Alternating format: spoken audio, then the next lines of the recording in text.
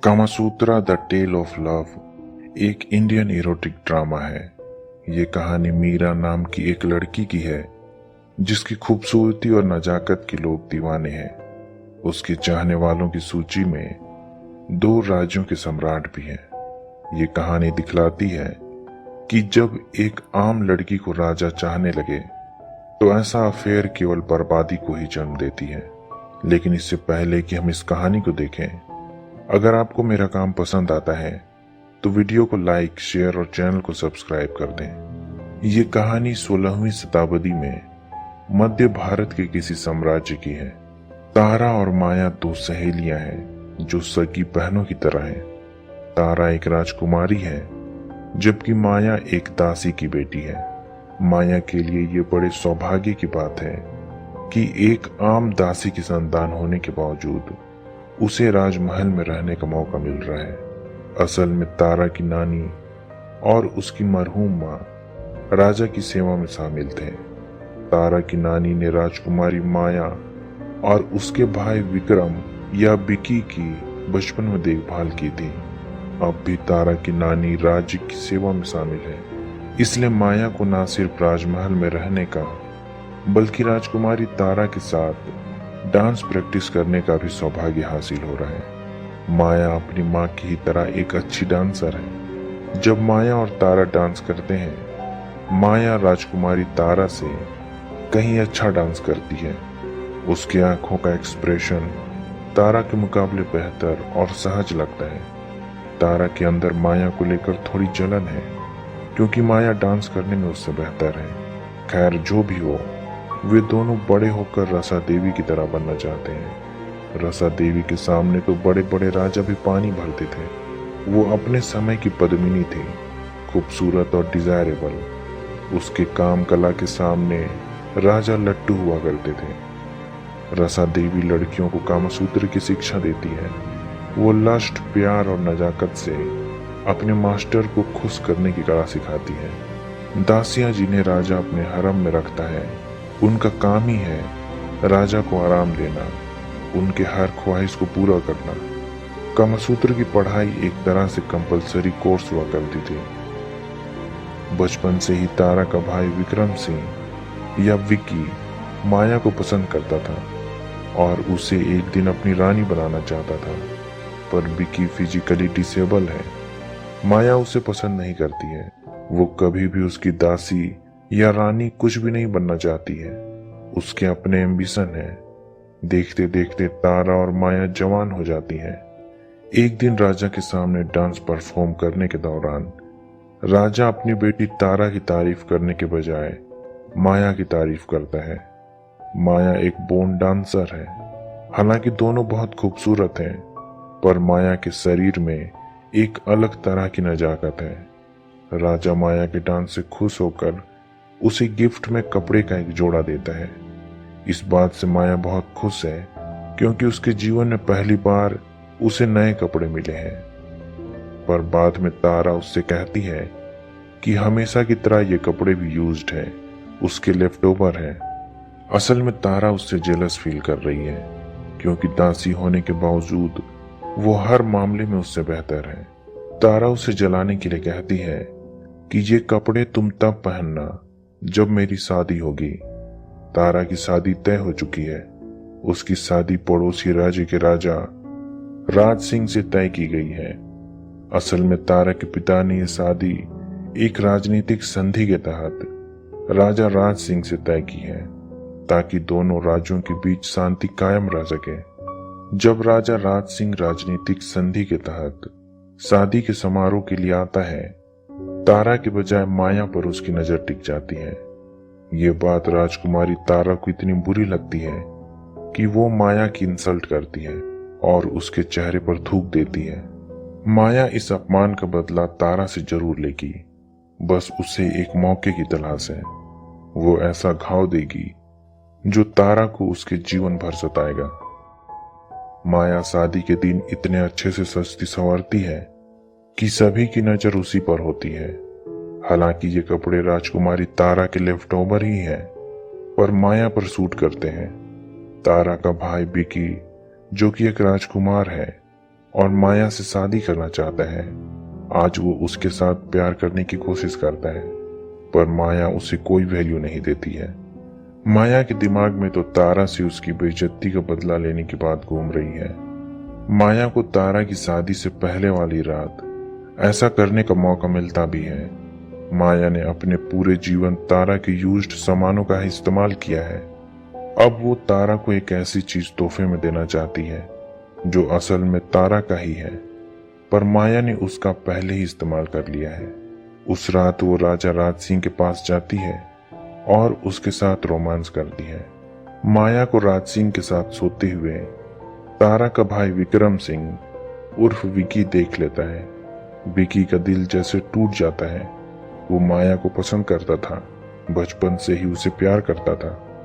अगले दिन जब तारा की विदाई हो रही होती है, माया उसके कानों में कहती है कि उसने अपने पूरे जीवन उसके लेफ्ट ओवर चीजों का ही इस्तेमाल किया था, लेकिन अब वो अपने पूरे जीवन एक ऐसी चीज का इस्तेमाल करेगी जिसे उसने पहले ही यूज कर लिया है। तारा ये इशारा साफ समझ जाती है। दूसरी ओर ये बात जानते हुए भी कि तारा राज सिंह के साथ सो चुकी है, विकी अब भी उसे अपनी रानी बनाना चाहता है। हालांकि विकी की माँ कहती है कि बहन एक राजकुमार से शादी करेगी और भाई एक नौकरानी से। ऐसा नहीं हो सकता है, ये कितनी शर्मिंदगी वाली बात होगी। पर विकी केवल तारा को ही पसंद करता है, इसलिए मजबूरन महारानी को तारा से पूछना पड़ता है कि क्या वो उसके बेटे से शादी करने के लिए राजी है, पर तारा उसे मना कर देती है। अब तो विकी जैसे पागल हो जाता है। वो महारानी को यह बात बतला देता है कि माया कल रात राजा राज सिंह के साथ सो चुकी है। तब महारानी माया को राजमहल से निकलवा देती है। विकी उसे एक घुंघरू फेंक कर देता है और कहता है कि इसे पहन लो ताकि दुनिया को पता चल सके कि एक वैश्या आ रही है। अब माया के सर पर कोई छत नहीं है। वो इस उम्मीद में कि दूसरे राज्य में रहने का वो कोई न कोई प्रबंध कर लेगी, राजा राज सिंह के राज्य चली जाती है। यहाँ एक घाट पर राज सिंह के शाही मूर्तिकार जय कुमार की नजर उस पर पड़ती है। उसने माया को राजा की शादी में भी देखा था। अब वही उसकी पद्मिनी होगी, वही उसका इंस्पिरेशन है। बहुत समय से जय कुमार एक मूर्ति पर काम कर रहा था। उसने उसका बेस तैयार कर रखा है, पर उसे किसी पद्मिनी की जरूरत थी जो उसे इंस्पायर करे। जब वो माया को देखता है, उसे अपना परिचय देता है और उसे अपने वर्क स्टेशन में ले जाता है जहां वो मूर्तियां बनाया करता है। जय कुमार उसकी खूबसूरती को अपने स्कल्पचर में ढालना चाहता है, इसलिए उसे छूता है, पर माया को उसका यूं ही छू लेना बुरा लगता है। तब जय कुमार उसे समझाता है कि उसके इरादे बुरे नहीं है, वो एक मूर्तिकार है और अपने हाथों से काम करता है। जब तक जय कुमार उसे छुएगा नहीं, तब तक उसकी बॉडी और शेप को समझेगा नहीं। वो उसका फायदा नहीं उठा रहा। जय कुमार एक अच्छा आदमी है। वो उसके रहने के लिए रसा देवी के स्कूल में प्रबंध कर देता है। यहाँ रहती हुई माया रसा देवी से कामसूत्र के लेसन सीखती है और उसके हर कला में खुद को परिपक्व बना लेती है। इधर जय कुमार के साथ भी उसकी नजदीकी बढ़ने लगती है। माया ने अपने पूरे जीवन में ऐसा अफेक्शन कभी फील नहीं किया था जैसा उसे जय कुमार के साथ रहते हुए फील होता है। वो उससे प्यार करती है। एक दिन जय कुमार उसे एक दासी की कहानी सुनाता है। वो बतलाता है कि कैसे बहुत समय पहले इस राज्य के राजा को एक दासी से प्यार हो गया था और उस दासी को राजा से एक बेटा पैदा हुआ। तब रानी के डर से कि रानी कहीं उसके बेटे को राजगद्दी के लिए खतरा समझकर मरवा न दे, उस दासी ने राज दरबार के कुम्हारों से उनके बर्तन में डलवाकर उसे राजमहल से बाहर भिजवा दिया। लेकिन कुम्हार हर साल किसी खास मौके पर उस लड़के को लड़कियों वाले कपड़े पहनाकर राज दरबार लाया करता था ताकि दासी अपने बेटे से मिल सके। एक दिन दासी की मौत हो गई फिर वो लड़का बड़ा होकर एक मूर्तिकार बना। असल में ये कहानी जय कुमार के खुद की है। वो एक राजपुत्र है जो एक दासी से पैदा हुआ था। जब माया उस पर दूसरे मर्दों की ही तरह कठोर होने का आरोप लगाती है, वो उसे मर्दों के कपड़े पहनाकर एक वेश्यालय ले जाता है ताकि वो खुद ये देख सके कि असल में दूसरे मर्द औरतों के साथ कैसा सलूक करते हैं। यहाँ माया देखती है कि लोग औरतों के साथ किसी जानवर की तरह पेश आते हैं। उन्हें किसी उपभोग की वस्तु से ज्यादा कुछ नहीं समझते हैं। वेश्यालय में राज्य का राजा राज सिंह भी आया है, जो खुद भी एक वैसी है। असल में उसे एक आम वेश्यालय इसलिए आना पड़ा क्योंकि हरम की औरतों से उसका मन भर गया है। उसकी पत्नी तारा ने भी उससे दूरी बना ली है, क्योंकि शादी की पहली रात उसने बिस्तर पर तारा के बदले माया का नाम लिया था। इसके बाद से ही उनके बीच कोई केमिस्ट्री नहीं बन सकी। इस वेश्यालय से वापस आने के बाद माया जय कुमार को और भी ज्यादा पसंद करने लगी है, क्योंकि वो दूसरे मर्दों की तरह नहीं है। वो वैसा तो बिल्कुल नहीं है जैसा उसने वेश्यालय में मर्दों को देखा था। कुछ दिनों बाद जय कुमार ने अपनी मूर्ति बना ली, पर अब उसे काम में जरा भी मन नहीं लग रहा है। उसका सारा ध्यान केवल माया पर ही है। वो कंसंट्रेट नहीं कर पा रहा है। उसे लगता है कि अगर वो माया से दूर रहे तो अपना काम पहले की तरह कर सकता है। इसलिए एक दिन वो माया को खुद से दूर कर देता है। माया के लिए ये बड़ा दुख का पल है, क्योंकि उसने आज तक किसी को जय कुमार जितना प्यार नहीं किया था। उसे ऐसा लग रहा है जैसे जय कुमार ने उसका फायदा उठाया, उसे धोखा दे दिया। माया वापस रसा देवी के पास आ जाती है, जहां रसा देवी उससे कहती है कि जय कुमार को उसे और मौका देना चाहिए, क्योंकि वो अच्छा आदमी है। वो पूरे जीवन अकेला रहा है, इसलिए वो उसकी अहमियत नहीं समझ रहा। वो जल्द ही उसे ढूंढने वापस आएगा। जब जय कुमार मूर्ति बनाकर तैयार कर लेता है, इस मूर्ति को देखने राजा राज सिंह वहां आता है। जब वो मूर्ति देखता है, दंग रह जाता है। वो मूर्ति देखकर ही कामातुर हो चुका है और उस लड़की से मिलना चाहता है जिसे देखकर जय कुमार ने यह मूर्ति बनाई है। पर जय कुमार उससे कहता है कि वो लड़की अब यहाँ नहीं है, वो चली गई है। जय कुमार समझ जाता है कि राजा माया को अपने हरम में रखना चाहता है, पर जय कुमार तो माया को पसंद करता है। वो माया को ढूंढते हुए रसा देवी के पास पहुंचता है, पर माया उससे मिलने से मना कर देती है। इधर राजा राज सिंह भी राज्य में माया को ढूंढने की आज्ञा जारी करता है और लोगों के बीच इसकी घोषणा करा देता है। जल्द ही उसे ढूंढ लिया जाता है। वो रसा देवी के पास थी। उसे तैयार करके राजा राज सिंह के पास ले जाया गया। जब तारा को पता चला कि हरम में नई दासी आई है जिसका नाम माया है, वो समझ जाती है कि ये कौन है।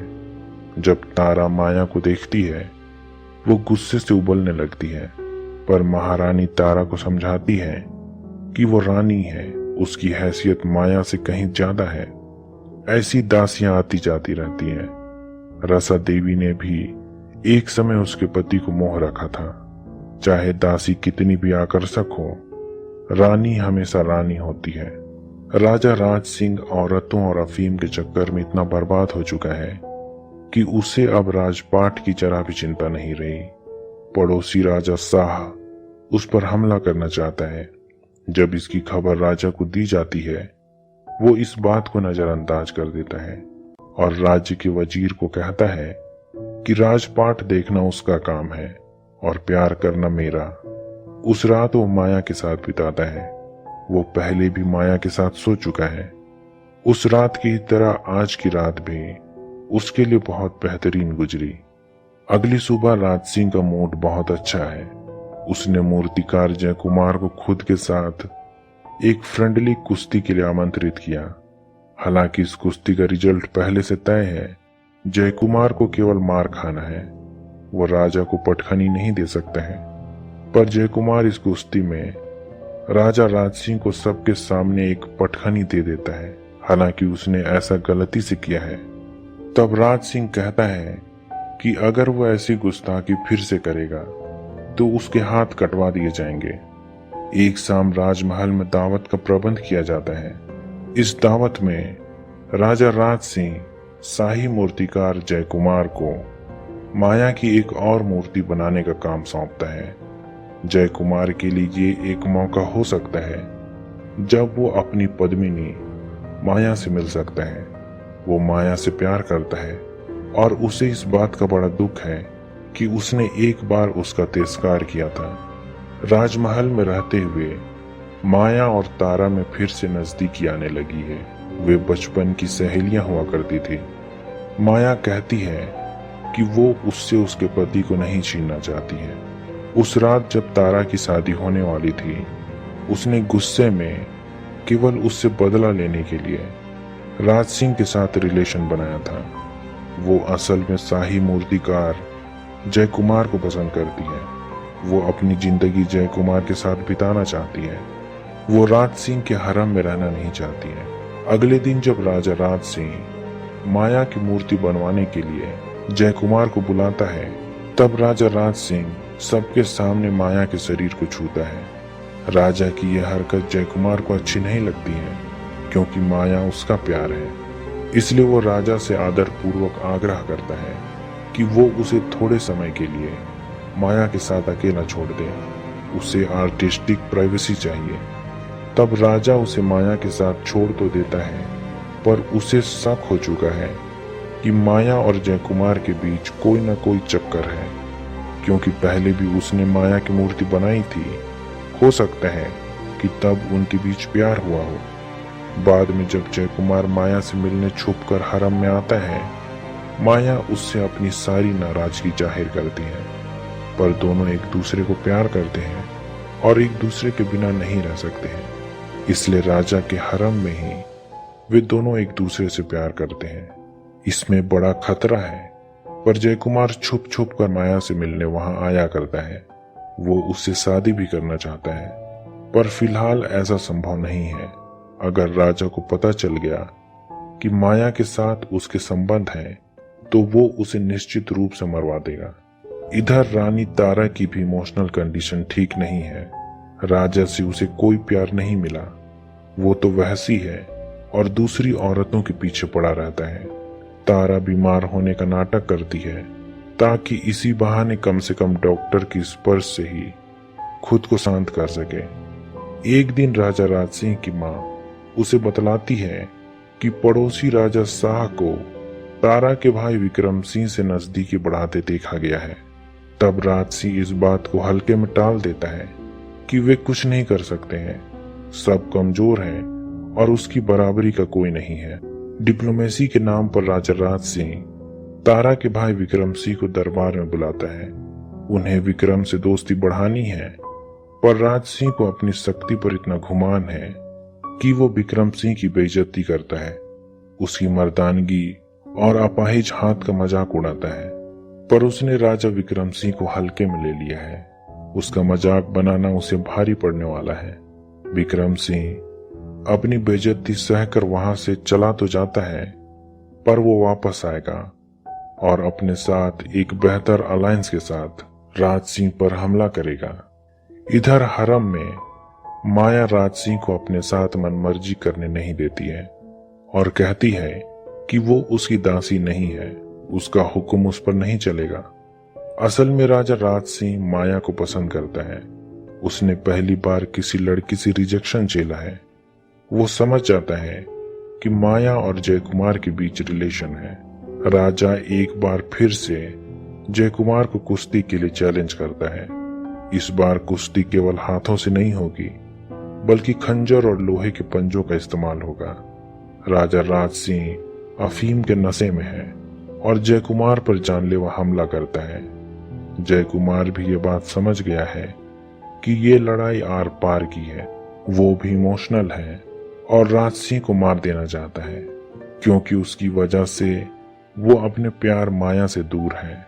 लड़ाई डेडली हो जाती है, लेकिन इससे पहले कि जयकुमार राजा राज सिंह को मार देता, उसके सिपाही उसे रोक देते हैं।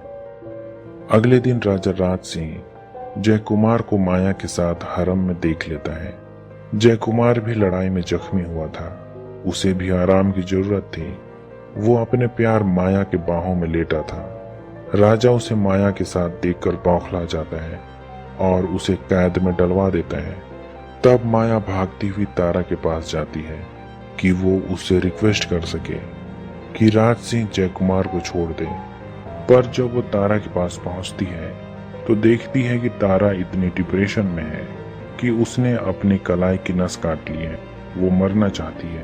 तब माया उसे बचाती है और उससे कहती है कि वो उसे कामसूत्र के हर रंग सिखलाएगी, लेकिन इसके बदले उसे जय कुमार को छोड़ने की राजा से सिफारिश करनी होगी। राजा राज सिंह माया के प्यार में पागल है और उसका रिजेक्शन बर्दाश्त नहीं कर पा रहा है, इसलिए हर वक्त अफीम के नशे में रहने लगा है। इधर तारा बिस्तर पर उसे टीज करती है, पर आखिर में उसकी बेइज्जती करके वहां से चली जाती है और कहती है कि उसने कभी भी उससे प्यार नहीं किया, वो महज एक जानवर है। एक दिन माया जय कुमार से मिलने जाती है। वो पत्थरों के बीच बेड़ियों से बंधा हुआ है। यहाँ माया उससे मिलती है और अपने और जय कुमार के प्यार के प्रतीक के रूप में अपने लंबे बाल पत्थरों से रगड़ कर काट देती है। वो छोटे बालों के साथ राजा राज सिंह के पास जाती है और कहती है कि वो उसे हर खुशी देगी, हमेशा उसकी दासी बनी रहेगी, पर उसे जय कुमार को छोड़ना होगा। पर राजा राज सिंह के लिए अब बात केवल शारीरिक संतुष्टि की नहीं है। वो माया से प्यार करता है और अपने लिए भी उतना ही प्योर प्यार माया से चाहता है जितना कि वो जय कुमार से करती है, जो कि एक इम्पॉसिबल बात है। माया से उसे वो सारी मिठास जो उसके पास जय कुमार के लिए है, राजा राज सिंह कभी भी हासिल नहीं कर सकता है। तब वो जय कुमार को हाथी से कुचल कर मारने का आदेश देता है। ये एक पब्लिक गैदरिंग है जहां हर कोई राजा राज सिंह की जय जयकार में चापलूसी कर रहे हैं। सबके सामने जय कुमार को हाथी से कुचल कर मरवा दिया जाता है। माया भी उस भीड़ में जय कुमार को मरते हुए देख सकती है। वो उसकी मौत की गवाह है। इधर अफीम के नशे में पड़े जलनखोर राजा राज सिंह को पड़ोसी राजा शाह का तोहफा पहुंचता है। संदूक में राज सिंह के वजीर का सर है। तारा का भाई विक्रम सिंह शाह के साथ मिलकर राज सिंह के महल पर हमला करता है और वे राज सिंह के किले में बिना किसी प्रतिरोध के घुस आते हैं। इसका मतलब है कि राजा राज सिंह की सत्ता पर अब विक्रम सिंह और शाह का कब्जा हो चुका है। अब राज सिंह उनके रहमो करम पर है। माया भी किला छोड़कर चली जाती है। शायद अब वो किसी राजमहल के नजदीक कभी जाए ना। राजमहल की तड़क भड़क ने उसकी जिंदगी और प्यार दोनों छीन ली। इसी दुखद अंत के साथ ये कहानी यहीं पर खत्म हो जाती है। उम्मीद करता हूँ कि ये कहानी आपको पसंद आई होगी। अगर ऐसा है तो वीडियो को लाइक, शेयर और चैनल को सब्सक्राइब कर दें। अभी तक बने रहने के लिए शुक्रिया।